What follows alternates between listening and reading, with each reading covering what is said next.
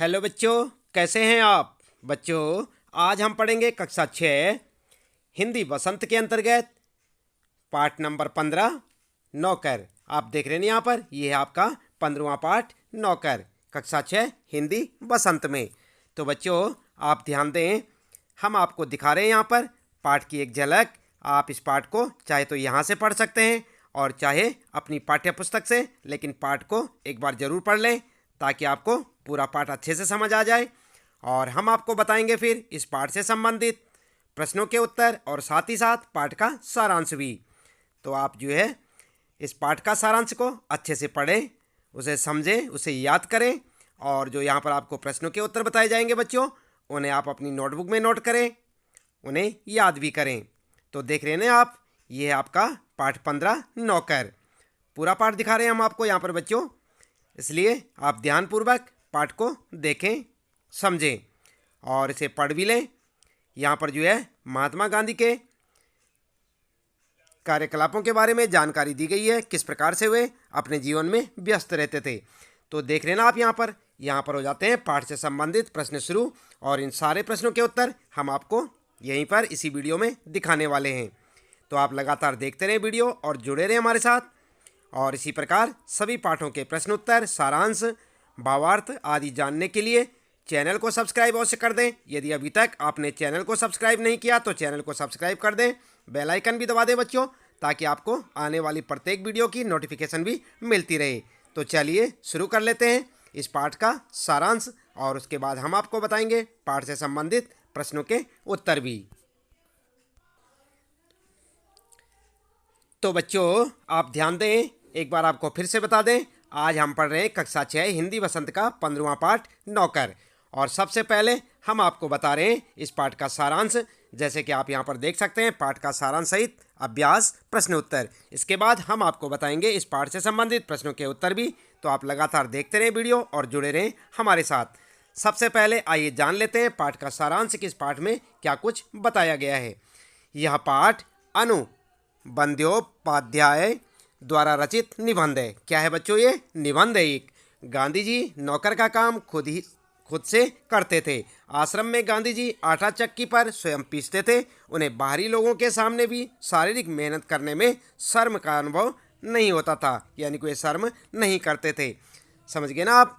गांधी जी सारे कार्यों को अपने स्वयं से करते थे और उन्हें किसी भी कार्य को करने में कोई शर्म नहीं होती थी। यहाँ पर जो है आगे देखें, एक बार कॉलेज के कुछ छात्र गांधी जी से मिलने आए और उनसे कुछ सेवा करने के लिए कहने लगे। गांधी जी ने उन छात्रों को भी गेहूं साफ करने दिया। वे 1 घंटे में ही इस कार्य को करने से थक गए और गांधी जी से विदा लेकर चले गए। यही सब इस पाठ में बताया गया है बच्चों, आप ध्यानपूर्वक समझते रहें। गांधी जी ने कुछ वर्षों तक आश्रम में भंडार का काम भी संभाला था। उन्हें सब्जी, फल, अनाज के पौष्टिक गुणों का ज्ञान था। गांधी जी आश्रम वासियों को स्वयं भोजन परोसते थे, जिस कारण उन लोगों को बेस्वाद उबली हुई सब्जियां बिना शिकायत किए खानी पड़ती थी। उन्हें चमकते हुए बर्तन पसंद थे, यानी कि गांधी जी साफ सफाई का विशेष ध्यान रखते थे। आगे, गांधी जी आश्रम में चक्की पीसने और कुएं से पानी निकालने का काम रोज करते थे। उन्हें यह पसंद नहीं था कि जब तक शरीर में बिल्कुल लाचारी न हो तब तक कोई उनका काम करे। उनमें हर प्रकार का काम करने की अद्भुत क्षमता और शक्ति थी। ठीक है ना बच्चों? तो इस पाठ से आप सीख रहे होंगे कि अपने कामों को स्वयं से करना चाहिए, दूसरों के भरोसे नहीं रहना चाहिए। दक्षिण अफ्रीका में बोअर युद्ध के दौरान उन्होंने घायलों को स्ट्रेचर पर लादकर 25-25 मील तक ढोया था। एक बार किसी तालाब की भराई का काम चल रहा था। उनके साथी वहां पर काम कर रहे थे। उन्होंने लौटकर देखा कि गांधी जी ने उन लोगों के नाश्ते के लिए फल आदि तैयार करके रखे हुए थे। एक बार दक्षिण अफ्रीका में रहने वाले भारतीयों की मांगों को लेकर गांधी जी लंदन गए। वहां भारतीय छात्रों ने उन्हें शाकाहारी भोज के लिए आमंत्रित किया। वे लोग स्वयं गांधी जी के लिए भोजन बनाने लगे। तीसरे पहर एक दुबला पतला व्यक्ति भी उनमें शामिल होकर काम करने लगा। बाद में छात्रों को पता चला वह दुबला पतला व्यक्ति स्वयं कौन था? महात्मा गांधी थे। दूसरों से काम लेने में गांधी जी बहुत सख्त थे, परंतु दूसरों से अपना काम कराना उन्हें उन्हें पसंद नहीं था, यानी कि उन्हें नापसंद था। एक बार गांधी जी राजनीतिक सम्मेलन से लौटकर रात के 10 बजे अपना कमरा झाड़ लेकर साफ करने लगे। गांधी जी को बच्चों से बहुत प्यार था। उनका मानना था कि बच्चों के विकास के लिए माँ बाप का प्यार और उनकी देखभाल अनिवार्य है। आप समझ गए ना, गांधी जी बच्चों से भी बहुत प्यार करते थे। दक्षिण अफ्रीका में जेल से छूटने पर उन्होंने देखा कि उनके मित्र की पत्नी श्रीमती पोलक बहुत कमज़ोर और दुबली हो गई। कौन थी? श्रीमती पोलक। क्योंकि बच्चा बहुत प्रयत्न के बाद उनका दूध पीना नहीं छोड़ रहा था। गांधी जी ने 1 महीने तक बच्चे को अपने पास सुलाया। रात के लिए वे अपनी चारपाई के पास पानी रखकर सोते थे। यदि बच्चे को प्यास लगती तो वे पानी पिला देते। आधे महीने तक माँ से अलग सोने पर बच्चे ने माँ का दूध पीना छोड़ दिया। समझ गए ना बच्चों आप। गांधी जी अपने से बड़ों का आदर करते थे। दक्षिण अफ्रीका में गोखले जी गांधी जी के साथ ठहरे थे। गांधी जी उनके सभी काम स्वयं करते। जब कभी आश्रम में किसी सहायक को रखने की आवश्यकता होती तो वे किसी हरिजन को रखने का आग्रह करते थे। उनके अनुसार नौकरों को हमें वेतनभोगी मजदूर नहीं, अपने भाई के समान मानना चाहिए। इसमें कुछ कठिनाई भी हो सकती है, कुछ चोरियां भी हो सकती हैं, फिर भी हमारी कोशिश बेकार नहीं जाएगी। इंग्लैंड में गांधी जी ने देखा था कि ऊंचे घरानों में घरेलू नौकरों को परिवार के आदमी की तरह रखा जाता था। तो ये है बच्चों इस पाठ का सारांश। पूरा पाठ जो है हमने आपको यहाँ पर जो है इसका सारांश आपको बताया। उम्मीद है कि आपको अच्छे से समझ आया होगा। आप इस सारांश को बार बार देखें, पढ़ें, सुनें, समझें और पाठ में जो विशेष बिंदु हैं और जो खास खास बातें हैं उन्हें अच्छे से याद रखें। तो ठीक है बच्चों, आप जो है रखेंगे ना सारांश को याद रखें और आप जो है साथ ही साथ अपनी पाठ्य पुस्तक से पाठ को पढ़ना भी ना भूलें। इसके बाद बच्चों आगे देख लेते हैं यहाँ पर इस पाठ से संबंधित प्रश्नों के उत्तर। उससे पहले एक नज़र डालते हैं कठिन शब्दों पर। पाठ में कुछ कठिन शब्द हैं, शायद आपको उनका अर्थ समझ में ना आए, इसलिए हम आपको बता रहे हैं। सबसे पहले है बैरिस्ट्री। बैरिस्ट्री का मतलब होता है वकालत करना। जो वकील लोग होते हैं ये क्या करते हैं? बैरिस्ट्री की परीक्षा पास करते हैं। आगंतुक किसे कहते हैं? आगंतुक का मतलब होता है अतिथि। और कालिक क्या होती है? धुएं आदि से काला होना। नवागत किसे कहते हैं? नया आया हुआ मेहमान। प्रवासी की बात करते हैं तो प्रवासी दूसरे देश में रहने वाले। और अनुकरण करना मतलब नकल करना। बुहारना यानी कि झाड़ू लगाना। पखवाड़ा क्या होता है बच्चों? पखवाड़ा का मतलब होता है 15 दिन का समय। और अधिवेशन का मतलब होता है मीटिंग। और कारकुन का मतलब होता है कार्यकर्ता। और प्रतिदान का अर्थ क्या होता है? किसी ली हुई वस्तु के बदले दूसरी वस्तु देना प्रतिदान कहलाता है। तो आई ना बात समझ में। ये थे आपके कठिन शब्दार्थ। और इसके बाद बच्चों चलिए जान लेते हैं पाठ से संबंधित प्रश्नों के उत्तर। अभ्यास प्रश्न उत्तर में आप इन प्रश्नों के उत्तरों को अच्छे से समझें, याद करें बच्चों। पहला प्रश्न यहाँ पर, आश्रम में कॉलेज के छात्रों से गांधी जी ने कौन सा काम करवाया और क्यों? तो अभी आपने सारांश में देखा था ना, कॉलेज के छात्रों से कौन सा काम करवाया और क्यों करवाया। चलिए उत्तर में आप क्या लिखेंगे? उत्तर लिखेंगे, आश्रम में कॉलेज के छात्रों से गांधी जी ने गेहूं बीनने का काम करवाया। एक बार गांधी जी से मिलने के लिए कॉलेज के कुछ छात्र आए थे। उन सभी को अपने अंग्रेजी ज्ञान पर बड़ा गर्व था। जैसे आप लोग करते हैं ना, 2-4 घिसी पिटी अंग्रेजी के वाक्य या शब्द बोल लेते हो और अपने आप पे गर्व करने लगते हो, तो इसलिए गर्व नहीं करना चाहिए। तो ऐसे ही उन छात्रों के साथ हुआ। उन सभी को अपने अंग्रेजी ज्ञान पर गर्व था। बातचीत के दौरान छात्रों ने उनसे कोई कार्य मांगा। छात्रों को लगा कि गांधी जी उन्हें पढ़ने लिखने से संबंधित कोई कार्य देंगे। गांधी जी उनकी इस मंशा को भांप गए और गांधी जी ने छात्रों को गेहूं बीनने का कार्य सौंप दिया। वास्तव में इस कार्य द्वारा गांधी जी छात्रों को समझाना चाहते थे कि कोई भी कार्य छोटा या बड़ा नहीं होता। क्या समझे बच्चों? तो इस प्रश्न के उत्तर से आपको काफ़ी सीख मिला होगा और ये मिली होगी कि कोई भी कार्य छोटा बड़ा नहीं होता। अपने कार्य स्वयं से करने चाहिए और किसी भी कार्य को करने के लिए कामचोरी नहीं करनी चाहिए। दूसरा प्रश्न है बच्चों, यहाँ पर इस पाठ में दूसरा प्रश्न पूछा गया है, आश्रम में गांधी कई ऐसे काम भी करते थे जिन्हें आमतौर पर नौकर चाकर करते हैं। पाठ से 3 ऐसे प्रसंगों को अपने अपने शब्दों में लिखिए जो इस बात का प्रमाण हो। तो क्या क्या काम करते थे गांधी जी? चलिए देख लेते हैं। उत्तर आप लिखेंगे, आश्रम में गांधी ऐसे कई काम भी करते थे जिन्हें आमतौर पर नौकर चाकर करते हैं। पाठ में ऐसे कई प्रसंग आए हैं जिनमें से निम्नलिखित प्रमुख हैं। और प्रमुख कौन कौन से हैं चलिए देख लेते हैं। आपको 3 कार्य बताने। नंबर 1, एक कार्यकर्ता ने जब गांधी जी से कहा कि आश्रम में आटा कम पड़ गया है तो वे आटा पीसने के लिए फौरन खड़े हो गए। ठीक है ना। दूसरा कार्य क्या था? आश्रम में कुछ लोग रसोई के बर्तन बारी बारी से दल बनाकर धोते थे। एक दिन गांधी जी ने बड़े बड़े पतीलों को साफ करने का जिम्मा अपने ऊपर ले लिया। और तीसरा कार्य जो गांधी जी आश्रम में करते थे, एक बार गांधी जी के कुछ साथी तालाब की भराई का काम कर रहे थे। एक सुबह जब वे काम खत्म करके कुदाल, फावड़ा और टोकरियों के साथ वापस लौटे तो उन्होंने देखा कि गांधी जी ने उनके लिए नाश्ता तैयार करके रखा हुआ है। तो समझ गए ना बच्चों। इस प्रकार से 3 काम आपको यहाँ पर बताने हैं और तीनों काम हमने आपको यहाँ पर बताए, आप इन्हें याद करें। अगला प्रश्न है बच्चों, तीसरा प्रश्न है, लंदन में भोज पर बुलाए जाने पर गांधी जी ने क्या किया? तो जानते हैं आप क्या किया? आपने पाठ पढ़ा होगा बच्चों। चलिए उत्तर लिख लेते हैं। उत्तर में लिखेंगे आप, दक्षिण अफ्रीका में रहने वाले भारतीयों के जाने माने नेता के रूप में गांधी जी भारतीय प्रवासियों की मांगों को ब्रिटिश सरकार के सामने रखने के लिए एक बार लंदन गए। वहां उन्हें भारतीय छात्रों ने एक शाकाहारी भोज में निमंत्रित किया।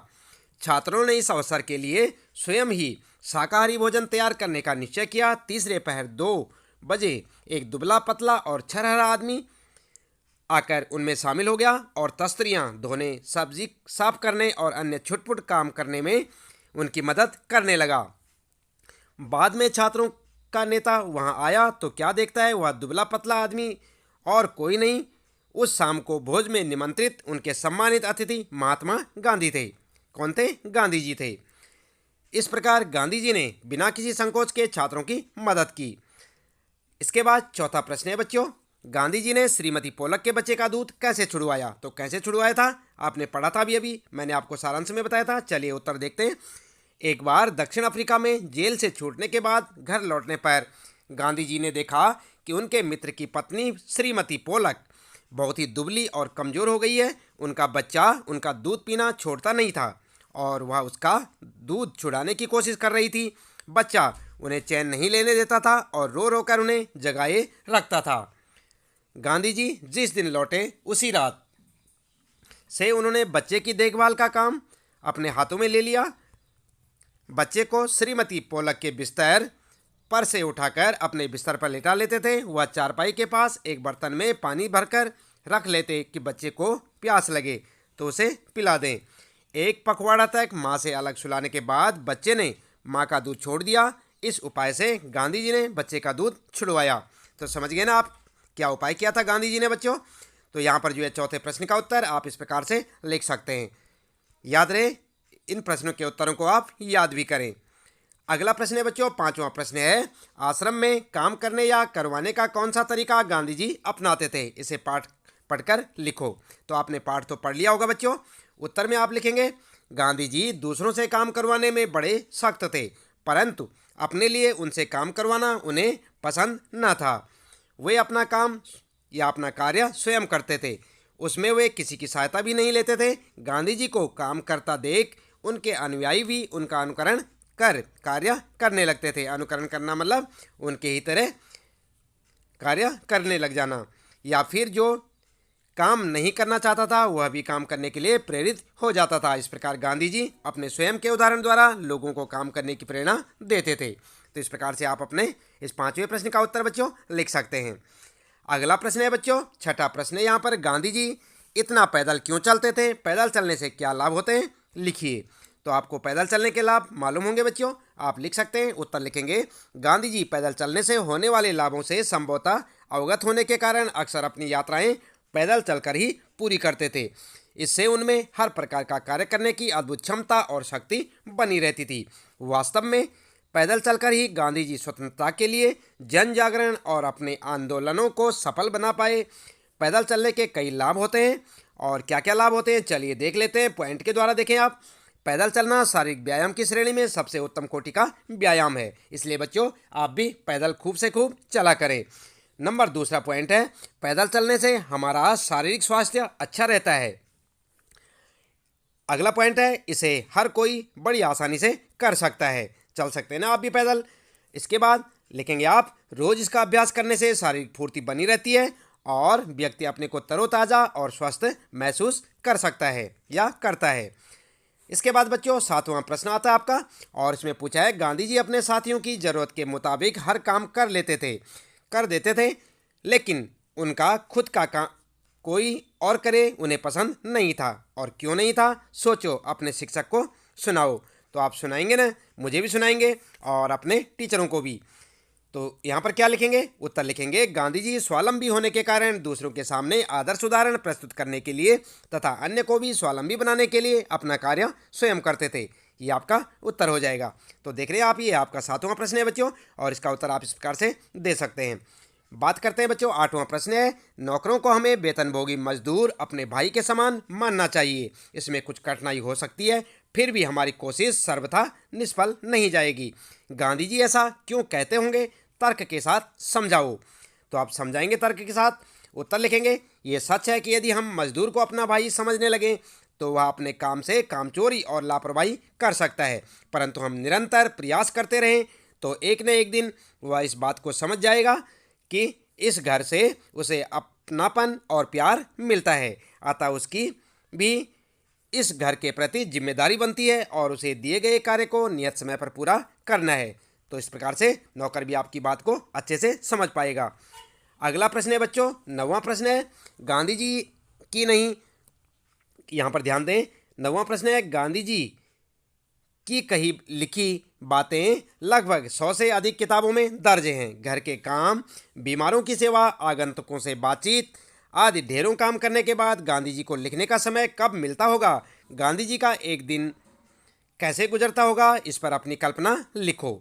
तो उत्तर में क्या करेंगे आप? उत्तर लिखेंगे, मेरे अनुसार गांधी जी साधारण व्यक्तित्व थे नहीं, अतः असाधारण व्यक्तित्व के धनी होने के कारण और अत्यधिक व्यस्त व्यक्ति होने के बावजूद भी वे कई सारे काम और लिखने के लिए समय निकाल ही लेते थे। तो इस प्रकार से आप अपना उत्तर लिख सकते हैं। ये आपका 9वां प्रश्न है और उसका उत्तर आप अपने हिसाब से भी लिख सकते हैं, चाहे ऐसे लिख सकते हैं। बात करते हैं बच्चों, 10वां प्रश्न है, पाठ में बताया गया है कि गांधी जी और उनके साथी आश्रम में रहते थे। घर और स्कूल से छात्रावास से गांधी जी का आश्रम किस तरह अलग था? कुछ वाक्यों में लिखो। तो आप क्या लिखेंगे? आप इस प्रकार से लिख सकते हैं, उत्तर लिखेंगे, गांधी जी के आश्रम में हर एक जाति, वर्ग, उच्च निम्न आदि सभी वर्गों का समावेश था। आश्रम में उनके सहयोगियों के अलावा मित्र, जरूरतमंद, देसी विदेशी आदि सभी लोग एक परिवार की तरह रहते थे। छात्रावास में भी सभी धर्मों और समुदायों के बच्चे शिक्षा ग्रहण करने आते थे। छात्रावास और आश्रम की कार्य पद्धति में अंतर होता है, दोनों के उद्देश्य भी अलग अलग होते हैं, परंतु छात्रावास विशुद्ध रूप से शिक्षा प्रणाली से संबंधित होने के कारण आश्रम से भिन्न होता है। स्कूल के छात्रावास में छात्रों को पढ़ाई के अलावा किसी अन्य कार्य की फिक्र नहीं रहती थी, लेकिन आश्रम में और भी कार्य करने पड़ते थे। आश्रम में आटा पीसने से लेकर सब्जियां उगाने तक का कार्य करना पड़ता था। तो इस प्रकार से आप अपने इस 10वें प्रश्न का उत्तर लिख सकते हैं बच्चों, और ध्यान रहे याद भी करते रहें। अगला प्रश्न है 11वां, ऐसे कामों की सूची बनाओ जिसे तुम हर रोज खुद कर सकते हो। तो कर सकते हैं कुछ काम आप बच्चों, उनकी सूची बना सकते हैं। तो आप लिख सकते हैं, हम निम्नलिखित काम खुद से कर सकते हैं। नंबर 1, अपना बिस्तर और कमरा आप ठीक कर सकते हैं कि नहीं। इसके बाद नंबर 2, उनमें पुस्तकें, कापियाँ आदि ठीक जगह पर रखना, यानी कि रख सकते हैं आप भी। अपनी स्कूल यूनिफॉर्म, जूते चप्पलों को ठीक से रखना, और अपने कपड़ों पर इस्त्री यानी कि प्रेस करना, और अपने कपड़ों को धोना। तो ये सारे कार्य बच्चों आप भी स्वयं से कर सकते हैं और करने चाहिए आपको। सारे काम जो है अपने घर में पेरेंट्स या बड़ों के ऊपर नहीं छोड़ना चाहिए, कुछ काम आपको भी करना चाहिए। इसके बाद बच्चों आगे प्रश्न आते हैं यहाँ पर भाषा की बात से। तो बच्चों यहाँ पर जो है भाषा की बात के पहला प्रश्न है, यहाँ पर पिसाई संज्ञा है। क्या है? यहाँ ध्यान दें आप, यहाँ पर पिसाई, यहाँ पर क्या लिखा है? पिसाई संज्ञा है, यानी कि संज्ञा शब्द है पीसना। पीसना शब्द से ना निकाल देने पर पीस धातु रह जाती है। क्या रह जाती है पीसना में? पीसना जो है, पीसना में अगर जो है हम ना निकाल दें तो क्या रह जाएगा? पीस। क्या रह जाएगा बच्चों? पीस। पीस धातु में आई प्रत्यय जोड़ने पर पिसाई शब्द बनता है। और पीस में अगर हम आई प्रत्यय जोड़ दें, प्रत्यय और उपसर्ग के बारे में बच्चों आप जानते होंगे, अगर नहीं जानते हैं तो कोई बात नहीं, हम आपके लिए लिंक दे देंगे इस वीडियो के लास्ट में। आप नीचे जाएं, डिस्क्रिप्शन बॉक्स को देखें, वहाँ पर आपको जो उपसर्ग और प्रत्यय से संबंधित लिंक मिल जाएगा। वहाँ से आप उपसर्ग और प्रत्ययों के बारे में जानकारी ले सकते हैं। तो आप जो है प्रत्ययों के बारे में पढ़ना ना भूलें। तो प्रत्यय जोड़ने पर बच्चों पिसाई शब्द बनता है। किसी किसी क्रिया में प्रत्यय जोड़कर उसे संज्ञा बनाने के बाद उसके रूप में बदलाव आ जाता है। जैसे ढोना में आई प्रत्यय जोड़ते हैं तब क्या हो जाता है, ढुलाई। बोना में आई प्रत्यय जोड़कर बुआई। और इसी प्रकार मूल शब्द के अंत में जुड़कर नया शब्द बनाने वाले शब्दांश को क्या कहते हैं, प्रत्यय कहते हैं। नीचे कुछ संज्ञाएं दी गई हैं, बताओ ये किन क्रियाओं से बनी है। बुआई, कटाई, सिंचाई, रोपाई, कताई और रंगाई। तो चलिए उत्तर देख लेते हैं। उत्तर में क्या करेंगे आप, यहाँ पर उत्तर देख सकते हैं आप। संज्ञा शब्द है बुआई, सिंचाई, कताई, कटाई, रोपाई और रंगाई। तो यहाँ पर क्रिया शब्द क्या होगा इसमें, बोना, सींचना, कातना, काटना, रोपना और रंगाई। बुआई में बोना, सिंचाई में सींचना, कताई में कातना, कटाई में काटना, रोपाई में रोपना और रंगाई में रंगना। क्या समझे आप। इसके साथ जो है ऐसे जोड़ते चले इनको, तो इस प्रकार से आपका उत्तर बनता चला जाएगा। इसके बाद बच्चों आगे है, अगला प्रश्न है, हर काम धंधे के क्षेत्र की अपनी कुछ अलग भाषा और शब्द भंडार होते हैं कि नहीं होते हैं। ऊपर लिखे शब्दों का संबंध दो अलग अलग कामों से है। पहचानो कि दिए गए शब्दों के संबंध किन किन कामों से हैं। तो यहाँ पर जो है आप जो है लिखेंगे, उत्तर में लिखेंगे उपयुक्त लिखे हुए शब्दों का संबंध कृषि और कपड़े से संबंधित है। अगला प्रश्न है बच्चों, तुमने कपड़ों को सिलते हुए देखा होगा। देखा है ना आपने, टेलर की दुकान में देखा होगा, अपनी मम्मी को भी देखा होगा कपड़े सिलते हुए। नीचे इस काम से जुड़े कुछ शब्द दिए गए हैं। आसपास के बड़ों या दर्जी से इन शब्दों के बारे में पूछो और इन शब्दों को कुछ वाक्यों में समझाओ। जैसे कि तुरपाई है, कच्ची सिलाई, बखिया और चोर सिलाई। तो इनको जो है उत्तर में क्या लिखेंगे आप, क्या क्या होते हैं ये। तुरपाई क्या होती है बच्चों, हाथ की सिलाई को कहते हैं तुरपाई। ध्यान दें, बखिया क्या होता है, मशीन द्वारा की गई सिलाई को बखिया कहते हैं। कच्ची सिलाई क्या होती है, पक्की सिलाई करने से पहले एक मोटी सिलाई या मोटी सिलाई जो की जाती है उसे आप क्या कहते हैं, कच्ची सिलाई। और इसके बाद चोर सिलाई क्या होती है, चोर सिलाई कहते हैं सिलाई जो बाहर से नज़र नहीं आती है। जैसे कोट पैंट बनते हैं तो उसमें जो कोट होता है, कोट में कैसी होती है, चोर सिलाई, यानी कि उसकी सिलाई बाहर से नज़र नहीं आती। तो इस प्रकार से आप अपना उत्तर लिख सकते हैं। अगला प्रश्न है बच्चों, नीचे लिखे गए शब्द पाठ से लिए गए हैं, इन्हें पाठ में खोजकर बताओ कि ये स्त्रीलिंग है या पुल्लिंग। जैसे कि कालिक है, भराई है, चक्की है, रोशनी है, जेल है, सेवा, पतीला। तो ये स्त्रीलिंग है या पुल्लिंग। तो आप जो है लिंगों के बारे में जानते होंगे बच्चों। तो पुल्लिंग शब्द यहाँ पर जो है पतीला पुल्लिंग है, बाकी शब्द क्या है, स्त्रीलिंग है। कालिक, भराई, चक्की, रोशनी, जेल और सेवा, तो ये सब क्या हैं, स्त्रीलिंग के शब्द हैं। तो बच्चों इसके साथ ही इस पाठ से संबंधित प्रश्नों के उत्तर यहाँ पर समाप्त होते हैं। उम्मीद है कि आपको अच्छे से समझ आए होंगे। आप इन्हें अपनी नोटबुक में नोट करें, अच्छे से याद करें, ताकि आपको परीक्षा के समय किसी परेशानी का सामना न करना पड़े। और याद रहे बच्चों, इसी प्रकार सभी पाठों के प्रश्नोत्तर जानने के लिए, हिंदी व्याकरण हो या हिंदी वसंत से संबंधित सभी पाठों के प्रश्नोत्तर जानने के लिए आप चैनल को सब्सक्राइब अवश्य कर दें और बेल आइकन दबा दें, ताकि आपको आने वाली प्रत्येक वीडियो की नोटिफिकेशन भी मिलती रहे और जानते रहे अपने सारे सवालों के या अपने सारे प्रश्नों के उत्तर। तो बच्चों फिर मिलते हैं अगली वीडियो में। तब तक के लिए आप जो है इन्हें याद करें, इन प्रश्नों को लिखें, समझें और अपनी परीक्षा की तैयारियां करें। आपका दिन शुभ हो।